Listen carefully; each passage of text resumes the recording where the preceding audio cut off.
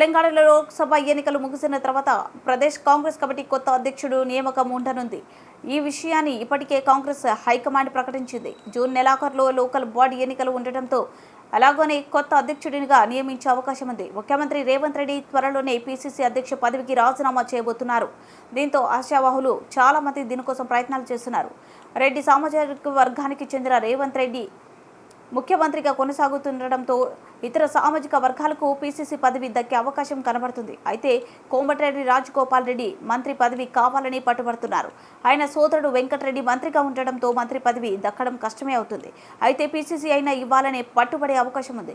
SC ST సామాజిక వర్గానికి చెందిన వారికి ఇవ్వాలని భావిస్తే భట్టి విక్రమార్కకు అవకాశం ఉండొచ్చు. ముఖ్యమంత్రి పదవి కోసం పోటీ పడ్డ భట్టి అదనంగా పీసీసీ బాధ్యతలు ఇవ్వాలని కోరుతున్నట్లు ఆయన సన్నిహితులు చెబుతున్నారు. నాగర్ కర్నూలు లోక్సభ సీటు ఆశించిన సంపత్ పేరు కూడా వినపడుతుంది. బీసీ సామాజిక వర్గం నుంచి మధు యాష్కి గౌడ్, మహేష్ కుమార్ గౌడ్, అంజన్ కుమార్ యాదవ్ మధ్య పోటీ ఉండే అవకాశం ఉంది.